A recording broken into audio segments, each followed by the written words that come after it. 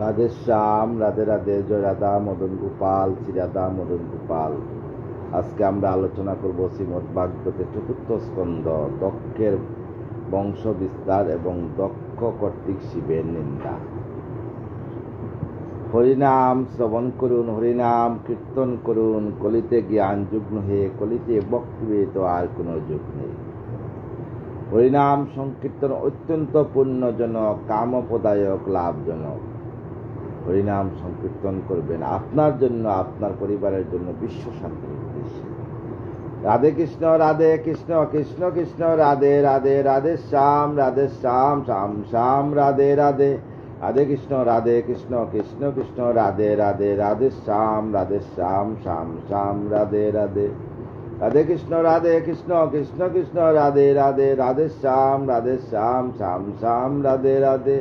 জয় রাধে, জয় রাধে, জয় রাধে, জয় রাধে। তপ্ত কাঞ্চন গৌরাঙ্গিনী রাধে বৃন্দাবনেশ্বরী, বিষবানুসুতাঙ্গে প্রণমামি হরিপ্রিয়। মিত্র কয়েন শুন বিদুর সুজন, ব্রহ্মাপুত্র দক্ষ বংশ করিব বর্ণন। পশুতি নামেতে কন্যা মনুর আছিল, রূপবতী হেরি দক্ষ বিবাহ করিল। মনুর কন্যা পশুতিকে দক্ষ বিবাহ করল। সুরস তনয়া হয় পশুতি উদরে, বিবাদেন ধর্ম অগ্নি পিতৃর গণে হরে। দক্ষ রাজার 16 জন কন্যা হয়েছিল। ধর্ম কইলেন বিবাহ, কন্যা 13, রূপে সবে রূপবতী আর নবীন বয়স। অগ্নিলন এক কন্যা অতি সুলক্ষণ, আরেক কন্যা লন যত পিতৃগণ।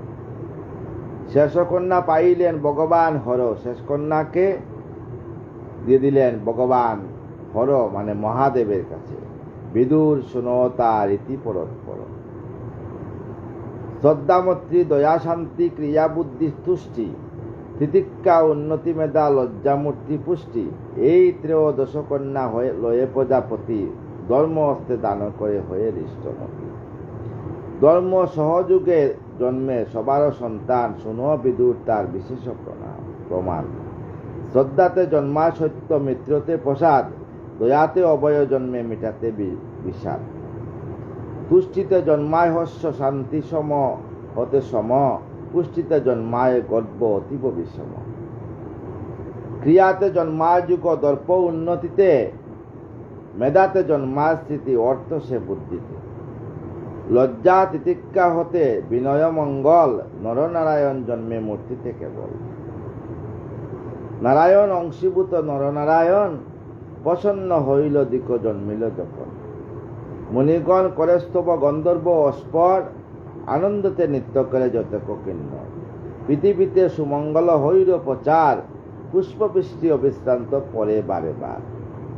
ব্রহ্মা আদি দেবগণ করিয়া আগমন, একমনে পূজে সবে নরনারায়ণ।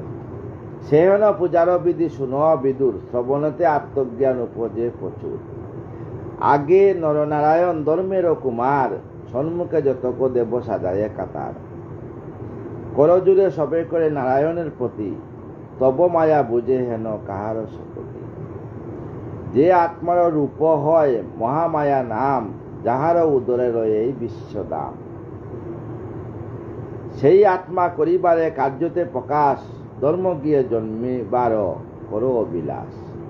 ঋষিরূপী হয়ে এবে আছো ভুবনে, ধন্য ধন্য তুমি দেব প্রণাম চরণ। সমুদ্র প্রমাণ শাস্ত্র করিলে মন্থন, যার সত্য কিছু নাই হয় নিরূপণ। সেই আত্মরাম তুমি ধর্মের কুমার, তব পথে কোটি কোটি করি নমস্কার। সত্যগুণে যেই জন বাসনা করিয়া, রাখিল অদ্ভুত কীর্তি দেবতা পূজিয়া। যাহাদের পালনে এ বিশ্ব সংসার, কিছুমাত্র ত্রুটি নাই হয় অবিচার। আকি পদ্ম যার তুষে লক্ষ্মীর প্রতিমা, কে পারে বর্ণিতে তার অপার মহিমা। তুমি দেব সেই জন ধর্মের কুমার, কৃপা বলে কর দৃষ্টি সবে একবার। এই রূপে করিস্তব স্তব্ধ দেবগণ, প্রবোধ মানিল তবে নরনারায়ণ। যুগ্মবাই কৃপা করে হেরি দেবগণ, সানন্দে করিয়া সর্বপূজার গ্রহণ। চলিলেন দ্রুতপদে তেজিয়া সংসার, গন্ধ মাধব নামে যেতায় পাহাড়। পরকালে নররূপে 2 সহোদর, কুরু ও যদুকুলে জন্মে লহেন সত্য। দুই কৃষ্ণ দুই কুলে হন উৎপাদন, অর্জুন একের নাম আর কৃষ্ণদন। ক্রমে হইল দুয়ে দুকুল প্রচার, এই যদু কুরু বংশ অপূর্ব বিস্তার। দক্ষের অপর কন্যা যাহা নাম তার, বিবাহ করিলা অগ্নি তাহারে এবার। তার গর্ভে তেজিয়ান তিন পুত্র হয়, পবমান পাবক সূচি মহাশয়। চতুর্থ চত্বারিক্ষ অগ্নি তিনেক জন্মিল, পিতৃগণ হতে চারি অগ্নি উপজিল। 49 অগ্নিদেবেরও কারণ, যজ্ঞকার্য নাম করে যতক ব্রাহ্মণ। এমতো অগ্নির বংশ হইল প্রচার, যাহারাই তাহারাই জগতে ক্রমেতে বিস্তার। দক্ষের অপর কন্যা সদা নাম যার, পিতৃগণ সহ হয় বিবাহ তাহার। অগ্নিশাতা বশিষ্ঠদ সুমুপ আর্যপ, পিতৃগণ হন এরা করে তপজপ। এদেরও যাদেরও লাগি হুম করা হয়, সাদ্দিক এদেরও অগ্নি কয়। দুই কন্যা তার জন্মে বহু না দারিণী, অতি উগ্র তেজা দুহে ঈশ্বর বাহিনী। জ্ঞান বিজ্ঞানের পথে করেই বিহার, তাদের সন্তান কিছু নাই হয় তা আর। সতী নামে তার কন্যা দক্ষেরও আছিল, বাঁচিয়া যতনে সে বিবাহ করিল। অতি পতি পরায়ণ হয় সেই সতী, স্বামী নিন্দা নাই শুনে স্বামীরে বকতি। স্বামী নিন্দা পিতৃগণে মুখে করিয়া শ্রবণ, তেজিয়া ছিলেন দেহ তাকিতে যৌবন। অপূর্ব কাহিনী এই পরমার্থ সার, শুনিলে নাহিক যাতে যত পাপবার। দক্ষের বংশের ব্যাপ্তি কইনু এখন, কি কইব বল এবে হয়ে সাধুগণ। সুবুধ রচিল গীত হরিকথা সার, যেমন হইল দক্ষ বংশ বিস্তার। সুত কয়ে সম্বোধিয়া যত ঋষিগণ, শুন সুখের বাণী দক্ষ বিবরণ। সতী প্রাণত্যাগ কথা শুনিয়া বিধুর, সংশয় আপন মনে করেন প্রচুর। কারণ জানিতে তার হয় অবিলাস, সেই হেতু জিজ্ঞাসের মিত্র সকাশ। বিদুর কয়েন শুন মিত্র ব্রাহ্মণ, আরো এক কথা মম আকিঞ্চন।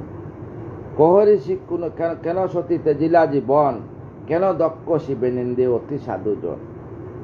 কনিষ্ঠ তনয়া সতী মায়ারও আদার, অতীব স্নেহের দন আপন পিতার। সেই দন দিয়া করি জামাতা গ্রহণ, কেন প্রভু মহাদেবের করেন নিন্দন। চরাচর গুরু শিব সন্তুষ্ট আপনি, না পাই শত্রুতার খুঁজিয়াও বনি। পরম দেবতা যিনি অতি শান্তিময়, কলহ কারণ কিবা কহ মহাশয়। প্রাণ হয় প্রিয় বস্তু জগতের সার, কেন সতী প্রাণ লয়ে তেজিয়া পুনর্বার।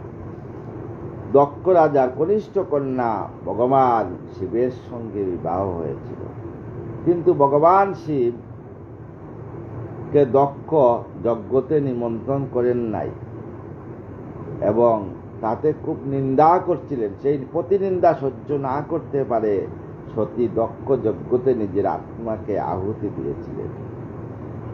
তো বিদুর উদ্ধবের কাছে জানতে চাইলেন যে দেবের দেব মহাদেব উনাকে কেন এত নিন্দা করল দক্ষ। এই নিয়ে আলোচনা বিস্তার করিয়া ঋষি কহ বিবরণ, শুনিতে চঞ্চল মন হইয়াছে মন। মিত্রগণ সম্বোধিয়া বিদুর সুজনে, অতি অপরূপ কথা শুনস্থির মনে। পুরাকালে যজ্ঞ করে সৃষ্টিকর্তাগণ, যজ্ঞস্থলে সকলেরও করে নিমন্ত্রণ। একদিন যজ্ঞস্থলে সবাইকে নিমন্ত্রণ করা হইল।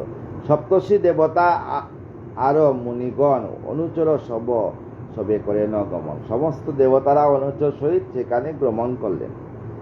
অপূর্ব যজ্ঞের ভূমি বর্ণিতে পারে, এত সুন্দর যজ্ঞভূমি বর্ণিতে পারে, অনন্ত সহস্র মুখ বর্ণিবারে নারে। অনন্ত না আগে সহস্র মুখ দিয়াই কথা বর্ণিতে করবে, এত সুন্দর যজ্ঞর আয়োজন।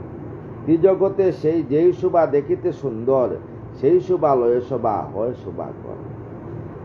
তথাও বসিত যত নিমন্ত্রণ জন, যথাস্থানে যত ঋষি দেবমুনিগণ।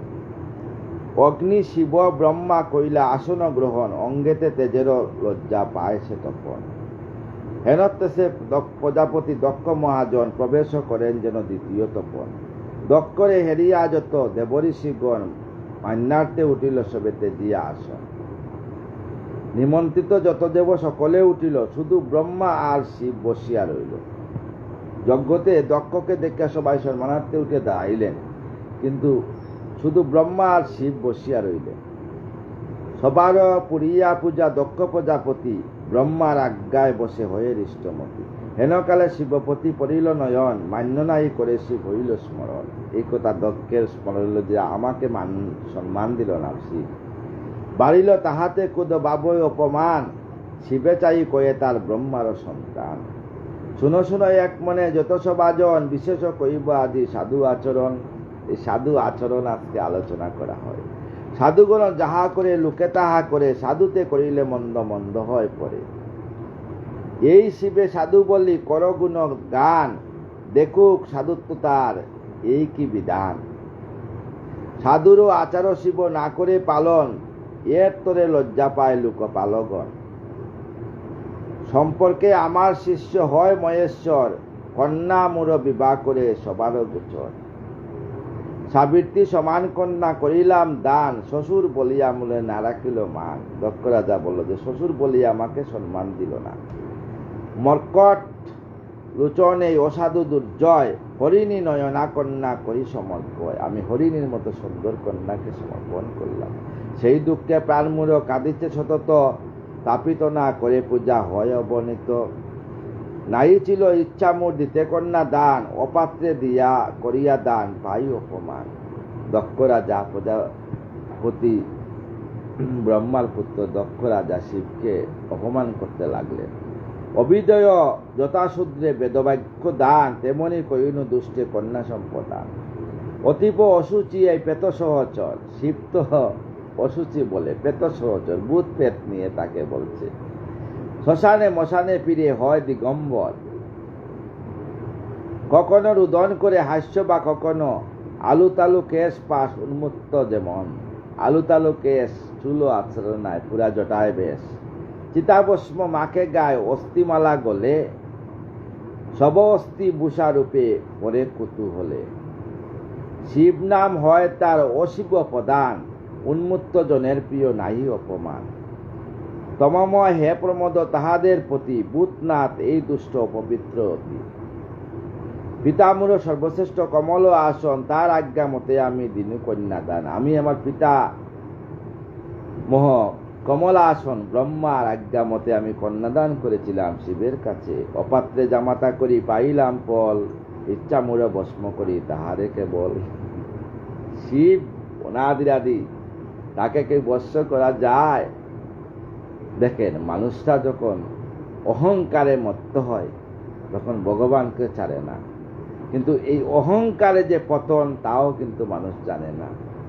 এত কই কুদেযজ্ঞ দক্ষ আরক্ত লোচন, কুদহীন সদাশিব না করে বচন। কিন্তু সদাশিবে উনি তো আশুতোষ, উনি কোনো বচন করলেন না। কুদমতি প্রজাপতি চাই শিবপতি, সবার সমক্ষে পূর্ণ কহেন ভারতী। পাপিষ্টের অপমান সহ্য নাই হয়, পাপিষ্ঠ ইয়ারে আমি সভ্য সমুদয়। এত কই জললয়ে দক্ষ কুদমতি, দুর্ভাগ্য করিয়া শাপ দেন শিবপতি। জল নিয়ে শিবের প্রতি অভিশাপ দিয়েছেন দক্ষ। দেবতা অদম হয় এই মহেশ্বর, উপেন্দ্র ইন্দ্র হতে পৃথক বিস্তর।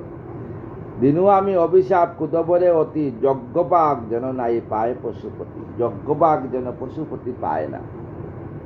অনাদির আদি গোবিন্দ যেই শিব, সেই ব্রহ্মা, সেই কৃষ্ণ, সে কি আর তারা যজ্ঞ হইতে পারে? যজ্ঞের ঈশ্বর তারা। কিন্তু আমরা অহংকারে সব ভুলিয়া যাই। কিছু কিছু ভক্তরা দেখবেন শিবের প্রসাদ সেবা করে না, বলে আমরা কৃষ্ণ মন্ত্রে দীক্ষিত। হারে, আমাদের হরি নাম, হরি মন্দিরে রক্ষাকর্তা স্বয়ং শিব। আমাদেরকে সমস্ত বৈষ্ণবদেরকে রক্ষা কে করেন? শিব করেন। কূপপরে দিয়াসা ব্রহ্মার নন্দন, অস্থির হয়েন চিত্ত কম্পিত লোচন। ভয়ে কাঁপতেছেন যে আমি কি করলাম। অচল অটল রূপে দেবমহেশ্বর রইলেন শান্তমতি, দেন না দেন উত্তর। পরেতে বিদুর শুনো কি ঘটে ঘটন, অপূর্ব কাহিনী এই দক্ষ বিবরণ। মিত্র কয়েন শুনো বিদুর সুজন, দক্ষ প্রজাপতি অভিশাপ নন্দীর বচন। দক্ষ যবে কটুবাক্য করি ঘর পতি, শৈবদেরও সাপ দিতে হন ক্ষুদ্রমতি। চঞ্চল হইল তবে যত সভাজন করিল দক্ষ বহু নিবারণ। সবাই বললেন দক্ষ বাধ্য, কেন? দেবাদিদেব মহাদেবের প্রতি এরকম। কিন্তু দক্ষ অহংকারে অতিহীন মতি দক্ষ নাহি শুনি কথা, বুলানাথ শঙ্করেতে প্রাণে দিল ব্যথা। কাহার না শুনিবাদা কম্পিত অন্তরে, তারাইয়া সাপ দেন শিবমোহ লয়ে। সাপ দিয়া দেবসভা করি পরিয়ার, প্রস্থান করেন দক্ষ আপন আগার। হাস্যমুখে আশুতোষ এন সবাই, নাই কুদ নাই দুঃখ সরল কথায়। আছিল শঙ্কর পাশে নন্দী অনুচর, সেখানে নন্দী ছিল। দেখেন, আপনার জীবনে যদি কোনো দুঃখ আসে, আমাদের জীবনে কথিত আছে, নন্দীর কর্ণে যদি আপনি বলেন, হে নন্দী, তুমি বাবা ভোলানাথকে বলো যে আমাকে গোবিন্দর চরণে স্থান দিতে, সঙ্গে সঙ্গে কিন্তু শিবের কাছে এটা পৌঁছে যায়। এই নন্দী হইল আমাদের সাধুদের রক্ষাকর্তা। শিবনিন্দা শুনি সেই হয় কুদপর, দক্ষ যত নিন্দা করে গায়ে নাই লয়, ইচ্ছা তার দক্ষ মুন্ড চিহ্ন করি লয়। কিন্তু শিব আজ্ঞা বিনা করিতে না পারে, দমন করিল ইচ্ছা হৃদয় মাতারে। শিবের আজ্ঞা ছাড়া তো কিছু করতে পারে না। যখন উঠিয়া দক্ষ অভিশাপ দিল, একেবারে তার ক্ষুদ জ্বলিয়া উঠিল। শিবে না লয়ে আজ্ঞা নন্দী ক্ষুদমতি, আরক্ত নয়নে কয়ে দেব গণপতি। নন্দীর আগাম্বিত হয়ে শিবের নিন্দিয়া দক্ষ করিলে গমন, করিতে না পারে নন্দী সে ক্ষুদ দমন। সবাজনে সম্বুধিয়া কহেন তখন, শুনো শুনো মমবাণীর সর্বসভাজন। নন্দী সবাইকে বলছে, শিবের কিঙ্কর আমি, নন্দী মম নাম, আমি শিবের দাস, আমার নাম নন্দী। শিবের চরণ প্রান্তে কৈলাসেতে বাস, আমি শিবের চরণে কৈলাসেতে বাস করি। দেবতার শ্রেষ্ঠ শিব হ তার অপমান, না পারি সইতে আর থাকিতে পরাণ। আমি কিন্তু পারি না ঈশ্বরের নিন্দা সহ্য করতে, কারণ আমাদের সবের গুরু হইল শিব। তাই অ্যাকচুয়ালি গুরুনিন্দা যে শিষ্যরা করে, তাদের কুকুর শুকরজনিতে জন্ম হয়। তাই গুরুনিন্দা করা মহাপাপ। গুরু সবই সমান, তুলসী পত্র, ছোট তুলসী পাতা, বড় সবই সমান। দেবশ্রেষ্ঠ ভগবান হন উপামপতি, তার অপমান করে দক্ষহীনমতি।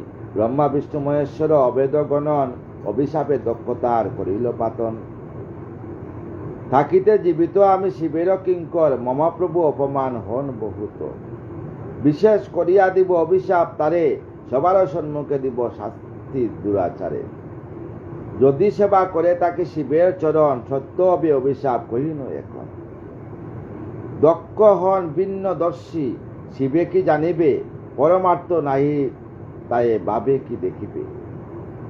ভাবে শিবকে কি দেখবে দক্ষ? শিব অনাদি আদি গোবিন্দ, একটা রূপ। যেই ব্রহ্মা সেই শিব, সেই কিন্তু আবার কৃষ্ণ বিষ্ণু, একে তিন, তিনে এক, তিন না। তাই ভগবান শিবের শিবরাত্রি ব্রত সমস্ত বৈষ্ণবেরা ধুমধাম রূপে পালন করে। বাবা যদি কৃপা করেন তাইলে গোবিন্দর চরণে কৃপা পাওয়া যায়। আর সেই শিব কলিতে আমাদের অদ্বৈত মহাপ্রভু রূপে আসছিলেন, আসিয়া আমাদেরকে কৃপা করে সেই গোলকধাম থেকে বিষ্ণুকে টেনে নদিয়াতে নিয়ে আসছিলেন চৈতন্য মহাপ্রভু রূপে। মায়াবাদী মূঢ় সেই কুতা পাবে জ্ঞান, এইভাবে করে সেই করে অপমান। এই দোষ আমি তার দিব অভিশাপ, করিয়াছি মূঢ় গুরুতর পাপ। শুনিয়া দক্ষের বাণী যতক ব্রাহ্মণ, দেব আদি যত কয়ে কেউ আছে সবাজন। শিবের করিল নিন্দা, না বুঝি কারণ, হইবে তাদের বুদ্ধি সত্য বিনাশন। পরমার্থ হারা নাহি হবে, হারা নাহি পাবে জ্ঞান। সংসারে আসক্ত হবে, দুঃখে যাবে প্রাণ।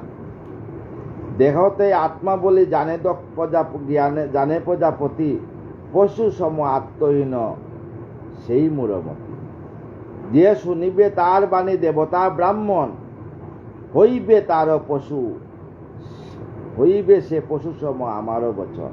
বলছেন, নারীতে আসক্ত তারও কর্মে হবে মতি, সাগরসম মুখ হবে বিষয়ের প্রতি।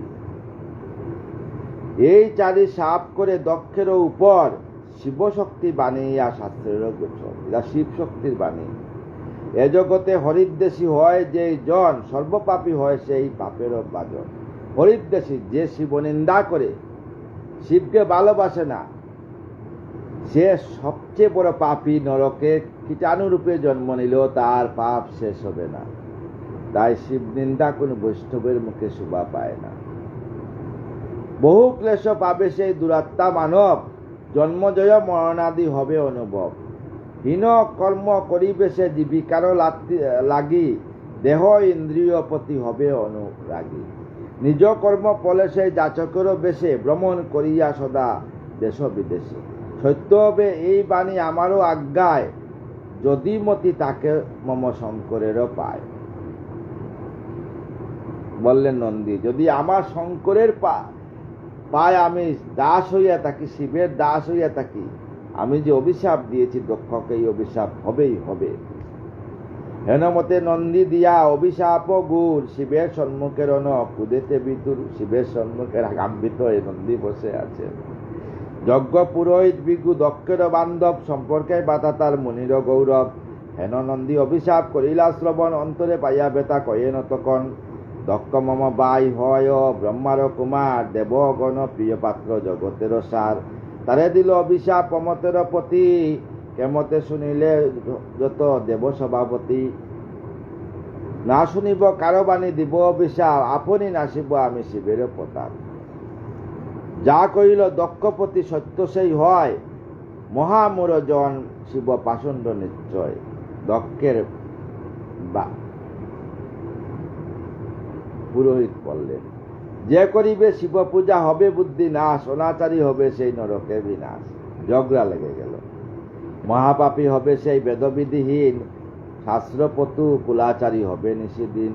গৌরী পুষ্টি মাদ্দি সুরা আসব সকল, যেতায় আদরণীয় হয় বিকল। নষ্ট শৌচ মূঢ়বুদ্ধি যতক মানব, জটা ভস্মধারী হয়ে যাবে সেটা সব। নিশ্চয় পাষণ্ড এবে কইলাম সা, বেদমার্গহীন হবে তাহার আচার। হেনমতে অভিশাপ দিল বিগুবর। বিগু ঋষি অভিশাপ দিয়েছিলেন। কুদেতে কম্পিত হয় চঞ্চল অন্তর, মণিবর বিগুরে হেন আচরণ, হেরিয়া নয়নে শিব কুদ্দন। তখন শিব আরো রাগাম্বিত হয়ে গেছেন। উত্থান করিয়া তবে লয়ে অনুচর, প্রস্থান করেন তথা যথা মহেশ্বর। নন্দী সহ মহেশ্বর করিলেন প্রস্থান, ক্রমেতে হইল সেই যজ্ঞ সমাধান। যজ্ঞ সমাধান হয়ে গেল, যজ্ঞ আর হইল না। দেবঋষি সাপ দিল নন্দী গণে, শিবভক্তে দিল সাপ বিগু তপদনে। শিবভক্তে আবার বিগু ঋষিকে অভিশাপ দিল। দক্ষ দিল অভিশাপ প্রভু মহেশ্বরে, এই মতো সাববাণী শাস্ত্রের ভিতরে। শুনিলে সংশয় নাশ হইবে বিদুর, শুনো যেই বানিয়েবে কহিন প্রচুর। সুবোধ রচিল গীত হরিকথা সার, নন্দী অভিশাপ বাণী মুক্তিরও আধার। বাবা ভোলানাথ, কেউ যদি প্রতিদিন মহামৃত্যুঞ্জয় মন্ত্র জপ করে, তার সমস্ত বাধা, সমস্ত রোগ সুখ নাশ হয়ে যাবে। বৃন্দাবনে যদি যাবেন, একবার বৃন্দাবনে আমার গোপেশ্বর মহাদেবকে দর্শন করবেন। আর গোপেশ্বর মহাদেবের কাছে আপনি যা বলবেন না, আপনাকে গোপেশ্বর মহাদেবের কৃপায় রাধারানীর কৃপা হয়ে যাবে। উনি যদি কৃপা দেন না, রাধারানী অটোমেটিক আপনাকে কৃপা করবে। এই যে বিশাল ভাগবত কথা, এই ভাগবত কথা একটা অধ্যায় ভালোভাবে বুঝাইবার জন্য সেই সুর, সেই জ্ঞান আমার নেই। তথাপি আপনাদের সাধুগুরু বৈষ্ণব ব্রাহ্মণ পণ্ডিতের সামনে লাইভে আসে আপনাদের চরণধুলি নেওয়ার জন্য। আপনারা আপনার চরণধুলি অদমের মস্তকে দিয়ে আমাকে কৃপা করবেন। শেষের দিনও যেন আমি নববৃন্দাবনে রাধা রাধা নাম করে রাধারানীর যুগল চরণে এই দেহকে সব জ্ঞানে রাখতে পারি। আর কিছু চাই না। রাধে কৃষ্ণ কৃষ্ণ কৃষ্ণ রাধে রাধে, রাধে শ্যাম শ্যাম শ্যাম রাধে রাধে, রাধে কৃষ্ণ কৃষ্ণ কৃষ্ণ রাধে রাধে রাধে শ্যাম শ্যাম শ্যাম রাধে রাধে রাধে কৃষ্ণ কৃষ্ণ কৃষ্ণ রাধে রাধে রাধে শ্যাম শ্যাম শ্যাম রাধে রাধে জয় রাধে জয় রাধে জয় রাধে জয় রাধে তপ্ত কাঞ্চন গৌরাঙ্গিনী রাধে বৃন্দাবনেশ্বরী বিশ্ববানুসুতাং দেবী প্রণমামি হরি।